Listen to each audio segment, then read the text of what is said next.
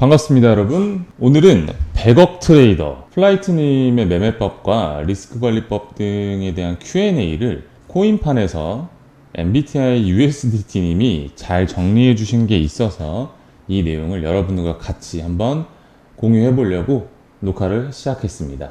자, 일단은 한번 쭉 읽어 볼게요. 4만원으로 1시간 만에 1000만원까지 만들고 기부하는 등 신기에 가까운 스캘퍼라고 하십니다. 그리고 이분이 항상 말씀하시는 게 선물로 성공한 사람은 극히 적고, 그러니까 본인이 될 확률은 0에 수렴하니까 선물은 하지 말라고 하시는 분이라고 하네요. 그래도 이제 졸업하니까 매매법이랑 꿀통 다 푼다고 합니다. 자, 요거는 이제 졸업 이후에 선물 2억, 업비트 10억 나머지 통장에 박아놓고 차후에 생각한다고 하시네요. 그리고 만약 일을 안 하고 노동으로부터 졸업한 거면 무엇을 하고 싶은가? 이전에 20억을 넘기면 다른 일을 안 해도 된다는 계산이 나왔다. 그래서 다른 일을 안 할 것 같고 앞으로 취미생활 하면서 살 것이다. 이미 매매법도 정형화됐으면서 졸업하는 이유가 무엇인가? 저도 이 부분이 좀 궁금했는데, 사람 매매에서의 손실 등에서 오는 스트레스가 가장 큰 이유다. 여기서 사람이라고 하는 거는 이제 매매에 집중하느라고 사람을 이제 잃는 경우가 많은데, 이런 걸 이야기하시는 것 같아요. 대부분의 사람들이 불장이나 확정짓는 시기에 떠나는 이유는 손절에 너무 스트레스 받아 너무 힘들다라고 하시네요. 뭐 이렇게 그 생각에 대한 부분들이 적혀 있고요. 선물 시장 진입 계기가 2018년 대분기 이후 알겔러들의 선물 거래도 같이 해보라고 추천해주면서 같이 병행하기 시작했다고 합니다. 본인 시드가 천천히 우상향했다고 보는가? 마지막 정세를 보면 알 것. 천천히 우상향했다. 복귀하더라도 지금처럼 글을 펑펑 쓸 것 같지는 않다. 가장 고치고 싶은 매매 습관 한 가지. 자, 스윙 개 조직에 할 만큼 홀딩하는 능력을 갖고 싶다고 합니다. 3년 6개월간 제대로 스윙 못 해본 게 너무 아쉽다고 하시네요. 그리고 이 부분이 중요한데, 시장에서 살아남을 수 있었던 비결이 무엇인가요? 리스크 관리, 가성비 좋은 자리, 다이버전스 있는 자리에 진입. 요게 비결이라고 합니다. 리스크 관리. 이거 보면서 좀 웃었는데, 얼마나 차트 공부하면 당신처럼 될 수 있는가? 시장에 내 돈 다 뺏기고 울면서 내 소중한 물건 팔고 카메라 렌즈 팔고 게임기 팔고 질질 짜면서 엄마한테 돈 빌리고 하면 본인 스스로 공부하고 어떻게든 이 상황을 돌려보려는 노력이 있다면 못할 것이 없다고 생각한다고 합니다. 한 번쯤은 다들 경험해 봤을 텐데, 저도 이런 뭐 이 정도까지는 아니지만 이런 비슷한 경험을 한 적이 있어요. 뭐 청산을 많이 당했던 기억이 아마 누구나 다 있을 거예요. 근데 그 상황에서 남들한테 의지하느냐, 아니면 본인이 이 상황을 해결하려고 노력을 하느냐, 여기서 좀 차이가 갈리는 것 같아요. 저 같은 경우도 남들에게 의지하지 않고 이거는 내가 해결해야 된다라는 생각으로 진짜 잠자는 시간 엄청 줄여가면서 공부하고 일단 백테스팅하고 이런 작업들을 반복했었던 기억이 나네요. 선물 현물 비율을 어떻게 두는가, 이런 식으로 통장에 2, 업비트 7, 1 3, 6, 1, 4, 5, 1 이렇게 두셨다고 합니다. 선물 시드는 무조건 풀 시드의 10%를 넘기지 않아야 한다. 그러니까 본인 스스로 판단하기에 리드 시드가 잘 된다고 판단되면 20%까지는 괜찮다고 본다. 본인은 50억일 때 통장에 10, 현물 35, 선물 5를 꼭 지켰다고 합니다. 그러니까 선물에 너무 많은 돈을 넣을 필요 없다라고 얘기를 해주시는 건데, 저도 이거는 똑같이 생각하고 있습니다. 저도. 그러니까 여러분들이 선물이 많이 넣어서 이거를 많이 따겠다라고 생각하시면 안 되고, 리스크가 되게 엄청 큰 시장이기 때문에 적은 돈으로 계속해서 불려나간다 라고 생각하시는 게 더 좋아요. 그리고 리스크 관리를 어떻게 해야 할까요? 1300만 원이 있다고 가정했을 때 10%, 130만 원 이상은 통장에 반드시 있어야 한다. 본인이 1300만 원이 있었을 때에는 통장에 150만 원, 업비트에 950만 원, 선물에 200 정도 있었다고 하네요. 리스크 관리 방법, 이거 정말 중요하다고 저는 생각합니다. 솔직히 출금 말고 못 찾았다. 가장 쉽고 가장 강력한 방법이다. 저도 이거에 완전 동의합니다. 네, 출금. 그러니까 10만 원에서 1000만 원을 만들어 봤자, 그러니까 이런 실력이 있어 봤자 이 돈을 출금하지 못했다면은 이거는 어차피 없어지는 돈이거든요. 그리고 실제로 이런 분들이 굉장히 많아요. 그래서 만약에 내가 10만 원으로 1000만 원을 만들었다면 900만 원을 인출하고, 그러고 100만 원으로 다시 1억 만들면 되는 거예요. 왜냐? 이 실력이 있으니까 조급할 필요도 없고 불안할 필요도 없는 거예요. 근데 여기서 출금을 왜 못하냐? 이 1000만 원을 가지고 이 1000만 원 내가 10만 원으로 1000만 원 만들었는데 1000만 원으로 하면 얼마가 되는 거야? 이런 생각들 때문에 출금을 안 하고 여기서 매매하다가 뭐 청산 나거나 큰 손절 나거나, 그러니까 이게 결국에는 욕심을 부리면 안 됩니다. 이거를 잘 조절할 줄 알아야 되는데, 이 출금을 해버리면 어쨌든 간에 아예 빠지는 돈이 되니까 100만 원으로 다시 천천히 시작할 수 있죠. 일부 사람들이 특정 책을 가지고 오면서 차트 무용론을 펼치는데 어떻게 생각하는가? 자, 여기서 무용론이란 쓸데없는 이론이나 주장이라고 하는 겁니다. 그러니까 차트가 쓸데없다 이렇게 얘기하는데 이 사람은 조카라고 말하고 싶다고 합니다. 차트가 소용없으면 대체 뭘 보고 거래한다는 것인가? 오히려 뉴스 매매가 본인은 더 소용없다고 생각한다. 본인이 뉴스 신경 쓴 적이 없기 때문이다. 그 다음에 들은 뉴스거리라곤 차갤러들이 전해주는 소식 빼곤 없다. 그렇기에 본인은 따리도 모르고 뉴스도 몰라서 차트만 죽어라 팠다. 저도 이거에 완전히 동의합니다. 진짜 완전히 동의해요. 진짜 이런 사람들 보면은 저도 비슷하게 얘기를 해주고 싶어요. 왜냐면 뉴스가 여러분들한테 얼마나 좋은 그리고 양질의 정보를 제공해 주던가요. 그리고 그것이 되게 애매할 때가 있거든요. 같은 소식의 뉴스를 가지고도 어쩔 때는 올라갈 때가 있고 어쩔 때는 내려갈 때가 있어요. 그럼 이거를 여러분들이 맞출 수 있나요? 이 뉴스만 보고? 저는 불가능하다고 생각합니다. 그리고 이 뉴스를 참고할 때보다 차트에서 내가 정확한 근거와 원칙을 가지고 매매를 할 때가 훨씬 더 수익률이 좋았어요. 훨씬 더. 근데 이거는 뭐 여러분들이 만약에 난 그래도 이 시장이 돌아가는 이 경제 상황에서 비트코인도 영향을 받을 수밖에 없다. 그러니 이것도 중요하다. 그럼 참고하시면 됩니다. 그냥 이건 저의 생각이고 개인에 따라 다른 거니까 알아서 하시면 됩니다. 자, 매매법 리뉴얼에 관한 질문. 본인 매매에서의 강점은 캔들 균형성, 모양을 다 외우셨다고 합니다. 그리고 다이버전스 원리를 조합하여 어느 시점에서 매수세, 매도세가 약해지는 걸 감으로 찾는 것이었는데 현재 다이버전스 매매법이 6월, 8월 동안 시장에서 안 맞는 걸 두 눈으로 확인한 상황이라고 해요. 그래서 고민이 많다고 합니다. 리뉴얼할 생각은 있다고 합니다. 그러나 호가창 보는 법을 글로 쓰게 되면 그냥 감인데 라고 할 정도로 감각적인 부분이 있어서 시간이 좀 오래 걸릴 거라고 생각한다고 하네요. 자, 분봉에서 주봉 이르기까지 다이버전스 신뢰도. 일봉 매우 강력, 3일봉 장투 가능, 단기로 빠져도 결국 입절을 크게 줌. 근데 해본 적이 없다고 하네요. 그리고 4시간 봉 좋다, 1시간 봉 나쁘지 않고 30분 봉 단타, 5분 봉은 알아서 판단하라고 합니다. 그러니까 이분은 5분 봉에 대한 신뢰도가 그렇게 높지 않다고 생각하는 것 같아요. 그리고 하락장 단기 하락 예측법, 다이버전스였다고 하네요. 다이버전스를 보고 진입하는가, 꼬리 예상하고 미리 진입하는가. 예상하고 먼저 진입한다. 결국에는 다이버전스가 생기긴 하기 때문. 그러니까 이게 무슨 말이냐면 다이버전스가 이제 생기려면은 이게 다이버전스 여러분들 착각하시면 안 되는 게 완전히 후행성이거든요. 그러니까 이게 차트가 이렇게 내려오다가 다이버전스는 원래 이렇게 캔들이 저점을 내렸고 RSI는 이렇게 저점을 올렸을 때 이때 일반 상승 다이버전스라고 하죠. 그리고 고점을 이렇게 올렸을 때 그리고 RSI가 이렇게 내렸을 때 이거를 이제 일반 하락 다이버전스라고 합니다. 근데 이 다이버전스 같은 경우에 이렇게 한 번에 하락이 생기죠. 그 다음에 다시 저점을 내릴 때 여기 캔들이 이렇게 꼬리를 만 캔들이어야 얘가 RSI가 이렇게 가다가 이렇게 내려오다가 실시간으로는 이렇게 내려왔더라도 이 꼬리를 말린 것 때문에 이렇게 올라가거든요. 그렇게 해서 이렇게 다이버전스가 약간 애매한데 그리느라고 약간 이렇게 다이버전스가 생기는 거예요. 근데 이분은 먼저 예상하고 진입한다고 합니다.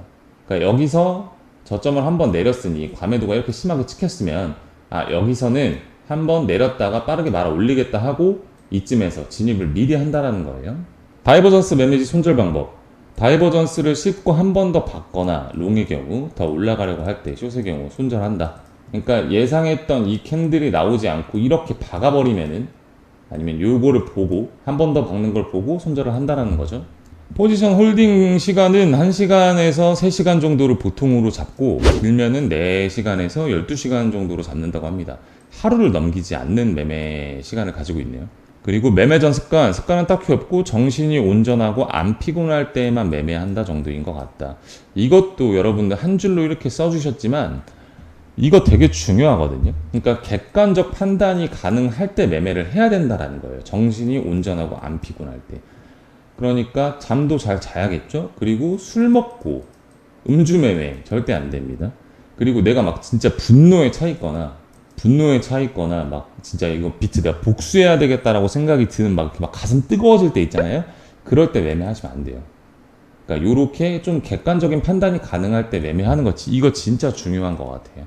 진짜 중요합니다. 그리고 자신만의 트레이딩 강점, 초단타 잦은 매매를 남들보다 빨리 보는 능력, 그만큼 빨리 나오는 게 단점이긴 하지만 그래도 이게 어떻게 보면 장점일 수 있죠. 왜냐면은 스캘핑으로 인해서 계좌가 이렇게 복리로 이렇게 늘어나는 상황이 발생될 수 있기 때문이죠. 근데 뭐 어차피 이것도 스윙도 마찬가지로 될 수 있는데 뭐 어쨌든 잘하면 된다. 네, 스캘핑이든 단타든 장타든 잘하면 상관없다. 중장기 추세 예측 방법. RSI 지표를 일봉, 3일봉, 주봉으로 놓고 예측한다고 합니다. 매매에 가장 참고를 많이 하는 것 프랙탈, 차트 패턴. 그 다음에 변곡점을 보는 기준은 다이버전스, 캔들군의 모양, 이평의 모양. 이를 주제로 글을 쓰고 싶으나 너무 어려울 것 같다고 하네요. 중요하죠, 이런 모양들. 그 다음에 엘리엇 파동을 참고하는지. 참고는 안 하고 있으나 매매를 반복하다 보면 캔들 패턴에서 나도 모르게 체득된 부분이 있는 것 같다. 이 부분도 중요한데 제가 엘리어트 파동 이론을 여러분들한테 막 강의 영상도 올리고 좀 까부는 이유가 뭐냐면 뭐 제가 100억 트레이더가 아니기 때문에 저는 까분다고 얘기할게요. 그 이유가 뭐냐면 어쨌든 엘리어트 파동 이론이 제가 영강에도 써놨지만 여러분들이 보는 모든 패턴들 있죠. 이게 다 엘리엇 안에 녹아 있어요. 근데 초보자들 같은 경우에는 저는 이 패턴을 외우기보다는 이 본질을 외우는 게, 그러니까 차트의 흐름에 대해서 이해하는 게 더 중요하다라고 생각하거든요. 물론 이 패턴을 다 외우고 진짜 차트를 엄청 많이 보다 보면은 이게 이 본질, 이 차트의 흐름이 자동적으로 보이긴 해요. 근데 저는 이 흐름을 초보자가 보기에 가장 광범위하게 아우르면서 이해시켜줄 수 있는 이론이 엘리어트 파동 이론인 거라고 생각을 해가지고 여러분들한테 이거를 추천드렸던 거예요. 우연히 좋은 타점 진입 시 대응, 뭐 꼭대기에서 숏, 바닥에서 롱, 그냥 뭐 이렇게 올라왔는데 여기서 롱이라든지 아니면 여기서 숏이라든지겠죠. 반익절, 반본절러스 걸고 관망, 이 부분도 제가 사용하는 부분입니다. 자, 이렇게 내려왔을 때 여기서 잡았으면은 최소 받는 구간에서는 반익절을 해주고 나머지 이렇게 들고 가는, 그러니까 이만큼 확정 수익을 내주는 거죠. 그러니까 이게 굉장히 저는 이 방법을 사용하면서 저도 시드가 이제 많이 늘어났던 경험이 있어요. 좋은 자리 찾아서 오래 들고 가서 한 번에 크게 먹기. 그러니까 이 부분도 여러분들이 좀 궁금해 하실 것 같은데, 스윙 그리고 여러 번 매매하면서 안전하게 짧게 단타 매매 중 추천하는 것은 무엇이냐? 답변하기 어렵다. 왜냐하면 본인은 스윙 매매를 할 줄 모르기 때문이다. 그러니까 이 말은 100억을 버는 데 있어서 단타가 정답이다, 스윙이 정답이다, 이렇게 생각하지 않는다는 거죠. 뭐 일단은 이분은 단타로 성공을 했지만 이렇게도 성공하는 사람이 분명히 있기 때문에 틀린 것은 없다라고 말하시는 것 같습니다. 지금까지의 매매력, 그러니까 실력을 갖기까지 요소들 중 가장 중요하다고 생각하는 게 무엇인가요? 경험, 상승장, 하락장, 상승장에서 하락장으로 바뀌는 패턴, 이런 것들이 머릿속에 있다면 매매를 준비할 수 있다고 합니다. 크게 잃었을 경우 복구 매매법. 포지션 사이즈를 줄이고 차근차근 매매하다가 연승이 정립된다 싶으면 과감하게 사이즈를 키워서 2번 정도 큰 익절이 나올 시 손실났던 금액 다 출금하고 양전시킨다고 합니다. 그러니까 결국엔 출금이죠. 그리고 선물 사용 배율. 비트코인 20배도 자주 잡는 편이었다. 이게 단타에서 가능하다고 저는 생각해요. 조금 이제 하루 넘게 포지션을 들고 가시는 분들 같은 경우에는 좀 더 배율을 낮게 가져가도 저는 괜찮다고 생각합니다. 선물 펀딩비 참고하는가? 선물하는 전체 기간 동안 한 번도 신경 쓴 적이 없다. 펀딩비보다 더 큰 퍼센테이지를 매매로 먹으면 된다는 마인드. 이것도 동의합니다, 저도. 타점, 리스크 관리 중 우선순위. 둘 다 중요하나 성장은 타점, 버티기는 리스크 관리라고 생각. 그러니까 단기로 보면은 타점이 중요하고 장기로 보면 리스크 관리가 중요하다는 거죠. 그러니까 이것도 저는 선택의 문제라고 생각합니다. 자, 적은 금액이어도 포지션을 잡으면 가슴이 콩닥거리고 손바닥에 땀이 난다. 심리적으로 위축. 돈을 따는 경험을 많이 해봐야 할 것 같다. 그러니까 이게 경험이 중요하다라는 거겠죠. 저분 입장에서 투자 관력 책 5개만 추천한다면 심리 투자 법칙, 프로는 어떻게 매매하는가, 주식 투자, 절대 지식, 매매 기법은 본인이 제일 잘 맞는 걸 직접 실매매를 통해 찾아야 한다라고 합니다. 나머지는 심리와 자금 관리, 리스크 관리뿐. 사실 이게 다죠. 심리적인 부분과 자금 관리, 리스크 관리. 뭐 타점 같은 경우에는 공부를 해가지고 잘 잡아지는 건 저도 이거는 경험에서 나오는 거라고 생각해요. 그리고 심리적으로 밀릴 때 탐욕, 공포, 포모, 대처 게임하면서 시간을 보냈음. 그러니까 요게 게임하면서 시간을 보냈다는 게, 그러니까 저는 개인적으로 어떻게 생각하냐면 이 밀릴 때는 일단 매매를 안 하는 게 기준이라고 저는 생각해요. 매매를 하지 않는 것. 근데 만약에 내가 타점을 진짜 잘 잡았다, 잘 잡았는데 이 올라가는 거에 대해서 이런 감정이 든다라고 하면은 이때 게임하면서 보냈다고 하는 것 같습니다. 대신에 여기서 말을 좀 더 하면은 이렇게 잡고 게임을 하더라도 손절가 정확하게 미리 걸어둬야 되고, 뭐 반익절가도 미리 정확하게 걸어두고 알람 울려놓는 걸 추천드립니다. 게임하다가 이렇게 쭉 내려갈 수도 있는데 손절 안 걸어두고 이렇게 그대로 청산 나갈 수도 있거든요. 이런 상황 대비하셔야 돼요. 코인 초반 멘탈 관리, 코인 추는 최대한 수익을 내는 것이 곧 멘탈 관리다. 맞는 얘기죠. 네, 맞는 얘기예요. 근데 코인 초반에는 사실 수익을 내는 게 쉽지 않으니까요. 네. 그러니까 이게 위에 적힌 내용들, 뭐 강의, 공부 이런 것들을 하는 거죠.